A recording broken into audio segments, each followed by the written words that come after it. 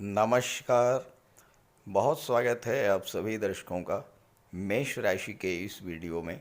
2025 के 7.5 महीने बीतने जा रहे हैं और अब 2025 के 4.5 माह ही शेष बचे हैं, क्योंकि जब मेष से मीन राशि के सभी वीडियो आप तक पहुंचेंगे तो आपके पास 2025 के 4.5 महीने ही शेष बचेंगे। 2025 ग्रहों के सेनापति मंगल का वर्ष रहा है और मंगल 7 जून तक ज़्यादातर समय अपनी नीच की राशि कर्क राशि में रहे। इसी दौरान 29 मार्च से 18 मई तक आपकी कुंडली में पिशाच योग बन गया। जब पिशाच योग समाप्त हुआ तो 18 मई से 28 जुलाई तक काल सर्प दोष बन गया और 28 जुलाई के बाद थोड़ी राहत मिलनी थी, लेकिन शनि वक्री हो गए और 28 नवंबर तक शनि वक्री रहेंगे। इसी दौरान 18 अक्टूबर को देवगुरु बृहस्पति राशि परिवर्तन करके कर्क में जाएंगे और वहां पर 11 नवंबर को वक्री हो जाएंगे और दिसंबर लास्ट तक गुरु वक्री ही रहेंगे। तो इस तरह से इन 4.5 महीनों में आपकी गोचर कुंडली में 2 ग्रह शनि और देवगुरु बृहस्पति वक्री होंगे। 2025 मंगल का वर्ष है। मंगल हैं गति के कारक। 2025 के 7.5 महीने कितनी तेज़ी से बीत गए ये आपको पता भी नहीं चला होगा। क्या सोचा था और क्या होता चला गया। मंगल युद्ध के कारक माने जाते हैं, अग्नि तत्व ग्रह हैं, एग्रेशन के कारक हैं और विध्वंस के कारक होते हैं। और आपने देखा है कि बीते 7.5 महीनों में पूरे विश्व में किस तरह की विध्वंसक घटनाएं घटित हुई हैं। मार्च से जून के दौरान 4 ग्रहों ने राशि परिवर्तन किया, शनि, गुरु, राहु और केतु, और इन चारों के परिवर्तन ने आपके जीवन को बहुत अधिक प्रभावित भी किया। और इस दौरान कई ऐसी घटनाएं घटी जो आपके मन को झकझोरने वाली रहीं। बड़ी उथल पुथल वाली स्थिति रही। किसी की नौकरी छूट गई, किसी का वीज़ा कैंसिल हो गया, किसी को बिजनेस में बड़ी हानि हुई और किसी के साथ फ्रॉड हुआ तो किसी का पैसा डूब गया। कहीं धन हानि तो कहीं जन हानि हुई। कमेंट करके बताइएगा आपके साथ इन 7.5 महीनों में किस तरह की घटनाएं घटित हुई। आज के वीडियो में हम बात करने जा रहे हैं आपकी कुंडली के हिसाब से बाकी बचे 4.5 महीने कैसे रहेंगे, क्या हालातों में कुछ सुधार आएगा, क्या आपके सपने पूरे होंगे, क्या सफलता मिलेगी, आपके करियर, आपकी हेल्थ, आपकी वेल्थ और आपके रिलेशनशिप को लेकर क्या क्या अप डाउन्स देखने को मिलेंगे।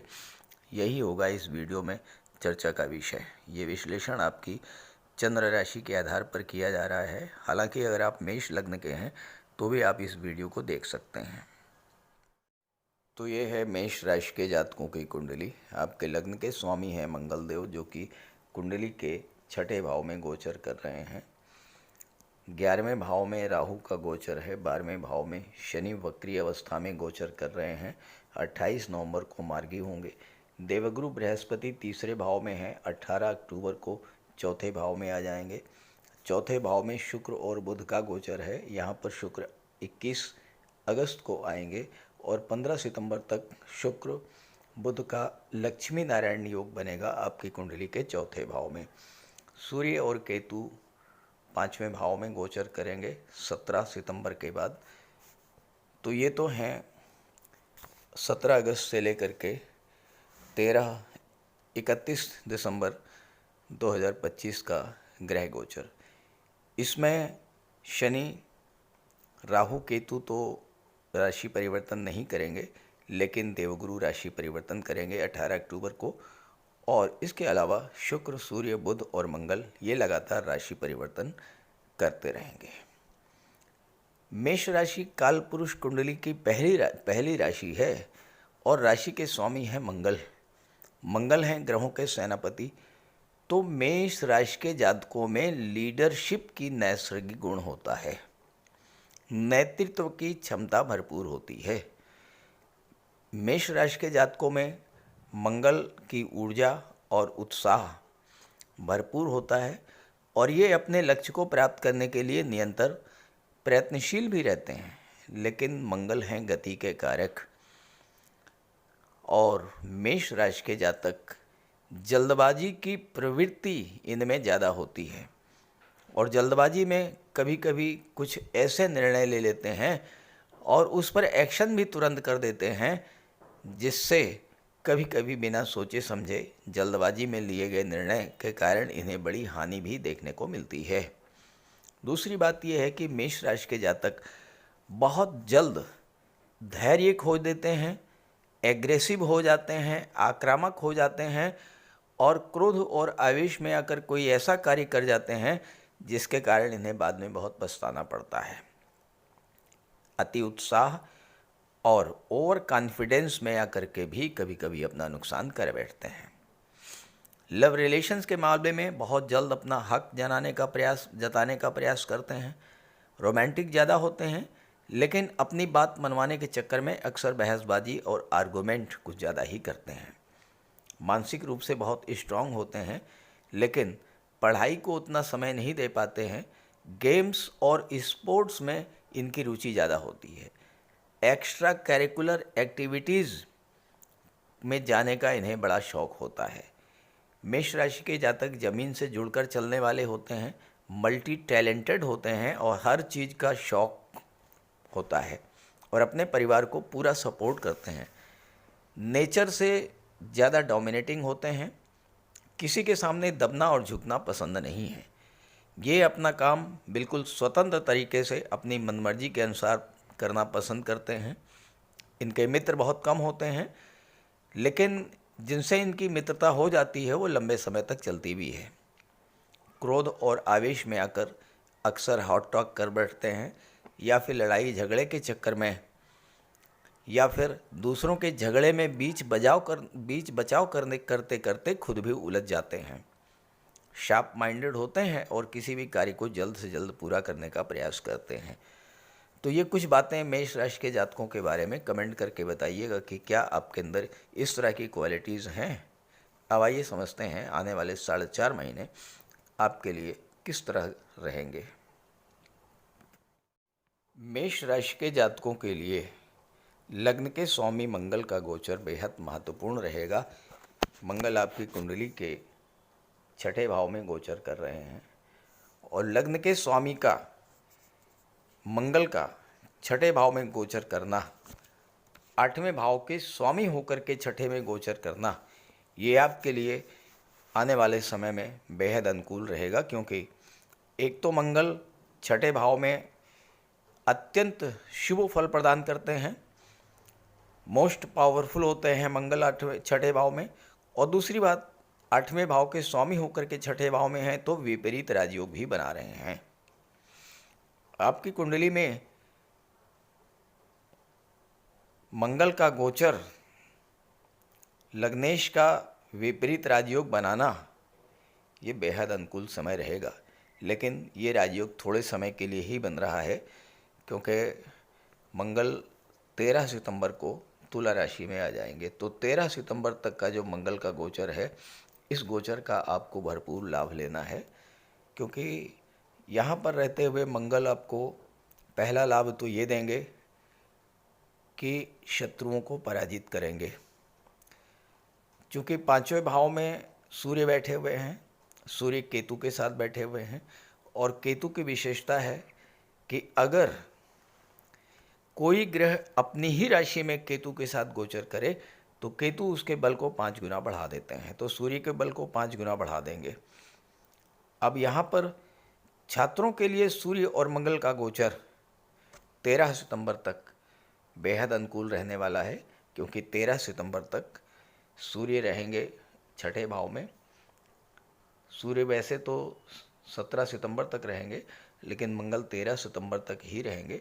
इस गोचर काल में अगर आपका कोई एग्ज़ाम पढ़ता है, कोई इंटरव्यू पढ़ता है, तो उसमें सफलता के प्रबल योग है। लेकिन एक बात का आपको विशेष ध्यान रखना है कि मंगल 6ठे भाव में बैठे हुए हैं, किसी को भी भूल करके भी पैसा उधार मत दीजिएगा। इस समय किसी की गारंटी मत लीजिएगा, किसी की जमानत मत लीजिएगा, अन्यथा आप उलझन में पड़ जाएंगे।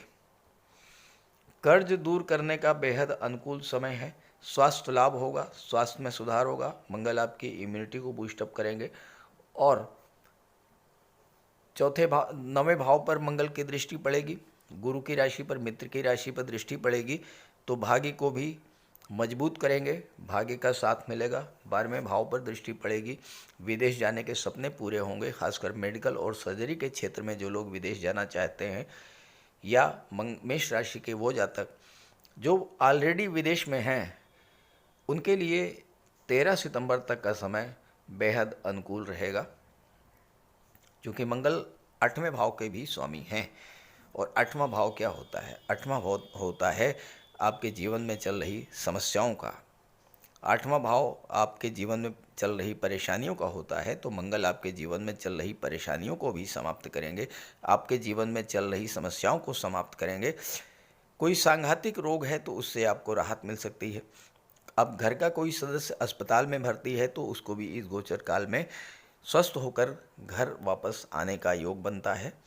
साथ ही साथ 8वां भाव जो होता है ये होता है गुप्त धन का, तो इस समय आपको डूबा हुआ धन भी प्राप्त हो सकता है। और साथ ही साथ विदेश में सेटल होने के सपने भी आपके इस समय पूरे हो सकते हैं। चूँकि मंगल आपके लग्न पर भी ध्यान दृष्टि डालेंगे तो आपके अंदर ऊर्जा का संचार होगा, लेकिन ध्यान रहे अति उत्साह से बचना है, अति पराक्रम से बचना है, ओवर कॉन्फिडेंस से बचना है, और वाणी पर आपको विशेष ध्यान रखना है। 13 सितंबर को मंगल आ जाएंगे 7वें भाव में, और जब 7वें भाव में मंगल आएंगे तो यहाँ पर गोचर करते हुए मंगल आपके 10वें भाव पर दृष्टि डालेंगे। 10वां भाव आपका कैरियर होता है। आपके कैरियर में चल रही जो रुकावटें हैं उन्हें मंगल समाप्त करेंगे, क्योंकि 8वें भाव के स्वामी होकर के 10वें पर दृष्टि डाल रहे हैं। 8वां भाव विघ्न बाधाओं और रुकावटों का होता है, तो यहाँ पर गोचर करते हुए मंगल आपके जीवन में चल रही विघ्न बाधाओं को, रुकावटों को समाप्त करेंगे। साथ ही साथ कार्य क्षेत्र में जो उलझनें लंबे समय से बनी हुई थी उन उलझनों को भी समाप्त करेंगे। टीम लीडर के रूप में आप काम करेंगे, आपको नेतृत्व करने का क्षमता का नेतृत्व क्षमता आपकी बढ़ेगी, और साथ ही साथ आपके मान सम्मान में वृद्धि होगी। खास करके वो जातक जो मेडिकल के क्षेत्र में हैं, जो आर्मी में हैं, जो पुलिस विभाग में हैं, पैरा मेडिकल सर्विसेज में हैं, ऐसे जातकों को इस समय प्रमोशन का भी लाभ मिलने का योग बन रहा है। यहाँ पर गोचर करते हुए मंगल की दृष्टि धन के भाव पर पड़ेगी, तो आप अपने पराक्रम पुरुषार्थ से, अपने कार्य क्षेत्र से प्रचुर धन लाभ भी इस समय प्राप्त करेंगे। इसके बाद मंगल 27 अक्टूबर को 8वें भाव में आ जाएंगे। यह एक बार फिर से विपरीत राजयोग बनाएंगे, और 8वें भाव में मंगल जब गोचर करेंगे तो मंगल की दृष्टि पड़ेगी 11वें भाव पर, राहु पर दृष्टि पड़ेगी। आपके अंदर असीम ऊर्जा का संचार होगा, क्योंकि राहु जैसे एनर्जेटिक प्लेनेट का गोचर 11वें भाव में है और उस पर से मंगल की भी दृष्टि पड़ रही है। तो एक तो आकस्मिक धन लाभ का प्रबल योग बनेगा, अचानक से आपको कहीं से ऐसा पैसा मिल जाएगा जिसके बारे में आपने सोचा भी नहीं होगा। और दूसरी बात यह है कि मंगल की दृष्टि धन भाव पर भी पड़ेगी, तो यहाँ पर पैतृक संपत्ति का भी आपको लाभ मिल सकता है। हालांकि वाणी पर आपको विशेष ध्यान भी रखना पड़ेगा। और दूसरी बात, विपरीत राजयोग तो बना रहे हैं, लेकिन 8वें भाव में है मंगल, तो स्वास्थ्य का भी आप ध्यान रखिएगा। वाहन चलाते समय भी आप विशेष सावधानी बरतिएगा। और इसके बाद 2 टाइम पीरियड मैं आपको बता दे रहा हूँ, उसमें आप विशेष ध्यान रखिएगा। देखिए, इस समय शुक्र भी गोचर करेंगे, राशि परिवर्तन करते रहेंगे, सूर्य भी राशि परिवर्तन करते रहेंगे। तो 26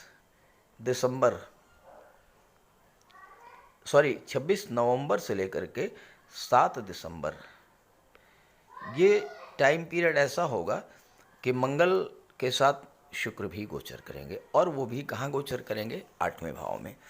मंगल मेल प्लेनेट, शुक्र फीमेल प्लेनेट। जब मंगल और शुक्र की युति बनती है तो मेल फीमेल के बीच आकर्षण कई गुना बढ़ जाता है। लेकिन ये चूँकि ये युति 8वें भाव में बन रही है, तो मेल फीमेल का जो आकर्षण है वो मैलेफिक होगा। कहने का मेरा तात्पर्य यह है कि 26/11 से 7/12 के बीच आपको रिलेशंस को लेकर के विशेष सावधानी बरतनी होगी। एक्स्ट्रा मैरिटल अफेयर्स के योग बनेंगे, जिसके कारण चूँकि शुक्र 7वें के स्वामी हैं, आपके दाम्पत्य जीवन में कलह, तनाव और कटुता की स्थिति भी बन सकती है। इस बात को लेकर के आप विशेष सावधान रहिएगा 26/11 से 7 दिसंबर के बीच में। आपके कुंडली के 11वें भाव में राहु का गोचर है, और मैं बार बार ये कहता हूँ कि 11वें भाव में राहु से ज़्यादा धन कोई दे ही नहीं सकता। अगर राहु आपकी जन्म कुंडली में अच्छे हैं तो आप ये समझ लीजिए कि आने वाले 16 महीनों में, चूँकि राहु गोचर के 2 महीने तो बीत चुके हैं, अब जो 16 महीने बचे हैं, 15-16 महीने, इसमें राहु आपके लिए ज़बरदस्त धन लाभ का योग तो बनाएंगे।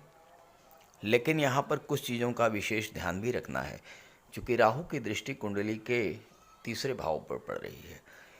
तीसरा भाव आपके मित्रों का होता है, आपके भाई बहनों का होता है, आपके पड़ोसियों का होता है, और 11वां भाव आपके फ्रेंड सर्किल का होता है। तो इस समय आपको विशेष ध्यान रखना है अपने फ्रेंड सर्किल पर, आपके मित्र कैसे हैं।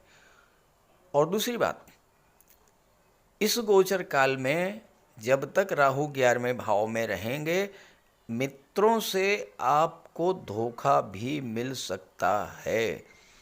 आपके मित्र आपको नुकसान पहुंचा सकते हैं, भले ही वो आपके सामने आपके गहरा मित्र होने का दिखावा करते रहें, लेकिन वो पीठ पीछे आपका नुकसान पहुंचाने में कोई कसर नहीं छोड़ेंगे। तो इस बात का आपको ध्यान रखना है कि आपके मित्र कैसे हैं। हालांकि राहु आपकी इंट्यूशन पावर को बहुत स्ट्रॉन्ग कर देंगे, आप ये जान पाएंगे कि आपके मित्र कैसे हैं, तो ऐसे मित्रों से आपको दूरी बनानी है। दूसरी बात, मेष राशि मंगल की राशि है, जल्दबाजी की प्रवृत्ति होती है, राहु लाभ के भाव में है, अचानक से मोटा पैसा कमाने की आपके अंदर इच्छा जागृत होगी, और हो सकता है कि आपकी संगति गलत हो जाए।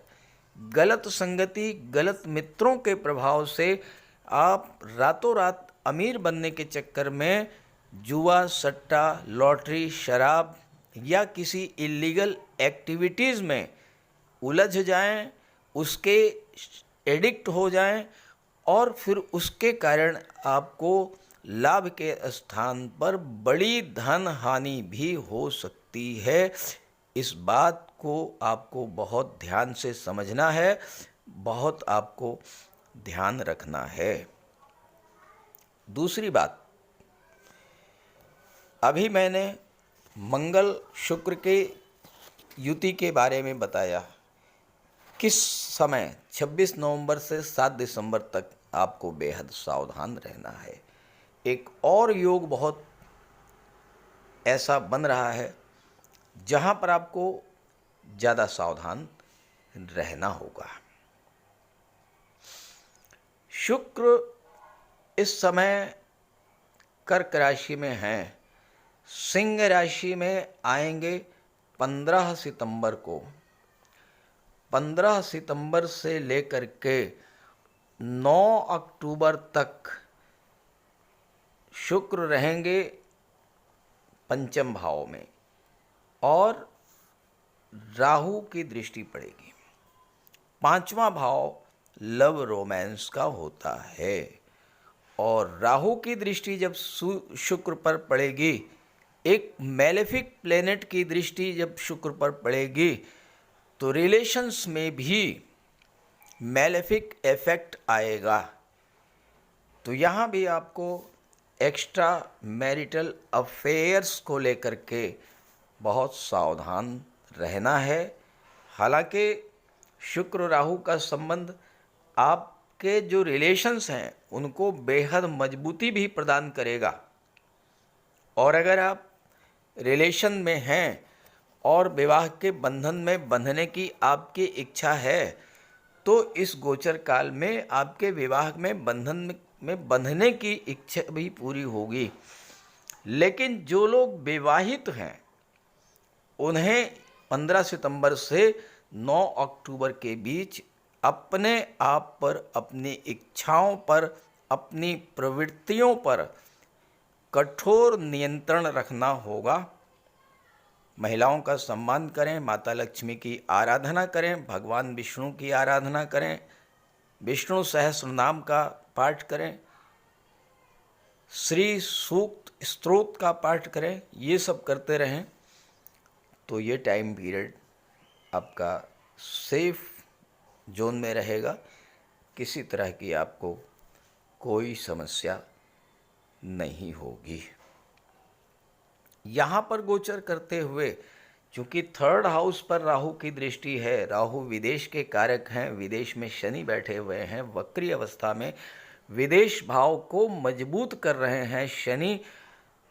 और राहु केवल विदेश के ही नहीं कारक होते हैं, राहु संचार माध्यमों के भी कारक होते हैं। इंटरनेट, सोशल मीडिया, इन सब के कारक होते हैं। तो सोशल मीडिया के द्वारा, ऑनलाइन प्लेटफॉर्म के द्वारा विदेशों से जुड़ करके धन प्राप्ति का भी अच्छा योग बनेगा। आपकी कुंडली में धन के स्वामी है शुक्र। शुक्र चौथे भाव में 21 अगस्त को आएंगे और 15 सितंबर तक शुक्र चौथे भाव में रहेंगे। चौथे भाव में शुक्र दिग्बली होते हैं और इस समय आपके लिए धन प्राप्ति के नए नए अवसर बनेंगे। भौतिक सुख सुविधाओं में वृद्धि होगी। दिग्बली शुक्र आपकी इच्छाओं को पूरा करने में सक्षम होंगे। कोई पुरानी इच्छा आपकी पूरी हो सकती है, लेकिन ध्यान रहे माता लक्ष्मी और भगवान विष्णु का आगमन तो आपके घर में होगा, लेकिन क्या आपने अपने घर को, अपने आप को माता लक्ष्मी के स्वागत के लिए तैयार करके रखा हुआ है? मेरा मतलब ये नहीं है कि आपका घर कैसा है, छोटा घर हो, बड़ा घर हो, फ्लैट हो, आप कहीं भी रहते हो, इससे मतलब नहीं है। कहने का आशा ये है कि घर को बिल्कुल साफ सुथरा, नीट एंड क्लीन रखिए। मन को, मानसिकता को भी बिल्कुल शुद्ध रखिए, स्वच्छ रखिए। घर से कोई भी कबाड़ आपके घर में नहीं होना चाहिए, क्योंकि राहु भी आपके 11वें भाव में है। राहु का लाभ लेना है तो राहु को अच्छा रखना होगा, और राहु को अच्छा तभी आप रख पाएंगे जब आपके घर में किसी तरह का कोई कबाड़ ना हो। खास करके इलेक्ट्रॉनिक्स आइटम से संबंधित किसी तरह का कबाड़ आपके घर में नहीं होना चाहिए। दूसरी बात, राहु क्या है? राहु है सिर। सिर यानी मकान की छत। तो मकान की छत को बिल्कुल साफ सुथरा रखिए। छत पर कोई हैवी आइटम मत रखिए। सीढ़ियों को स्वच्छ रखिए। सीढ़ियों के नीचे कोई भारी सामान मत रखिए। नॉर्थ ईस्ट डायरेक्शन को बिल्कुल साफ सुथरा रखिए। नॉर्थ ईस्ट डायरेक्शन में भी कोई भारी चीज़ मत रखिए। ये छोटे छोटे उपाय आप कर लेंगे तो शुक्र, बुध, राहु, मंगल, ये सभी आपको बहुत अच्छा लाभ देंगे। भाग्य का साथ दिलाने के लिए तो देवगुरु बैठे ही हैं। गुरु की दृष्टि भाग्य पर पड़ेगी तो भाग्य का भी आपको साथ मिलेगा। 18 अक्टूबर को गुरु जब चौथे भाव में आ जाएंगे तो 10वें भाव पर दृष्टि डालेंगे। काम कारोबार में भी उन्नति देखने को मिलेगी। तो इस तरह से मेष राशि के जातकों के लिए आने वाला समय बेहद अनुकूल है। इस गोचर का लाभ उठाइए। हालांकि कुछ सावधानियां मैंने बताई हैं, उस पर भी ध्यान रखिएगा। लेकिन प्रश्न ये है कि क्या सभी मेष राशि के जातकों को एक जैसा ही फल मिलेगा? ऐसा बिल्कुल संभव नहीं है, क्योंकि मेष राशि के करोड़ों जातक हैं और हर जातक की जन्म कुंडली में ग्रहों की स्थिति अलग अलग है। तो आपके जीवन में समस्या किस कारण है और उसका निवारण क्या है, अगर आप ये जानना चाहते हैं तो वीडियो के डिस्क्रिप्शन बॉक्स में मैंने अपना व्हाट्सअप नंबर दे दिया है। आप उस पर अपनी समस्या कमेंट कर सकते हैं। मैं आपकी समस्या को सॉल्व करने का भरपूर प्रयास करूंगा। तो ये वीडियो, ये जानकारी अपने साथियों मित्रों को भी शेयर कीजिएगा। नमस्कार।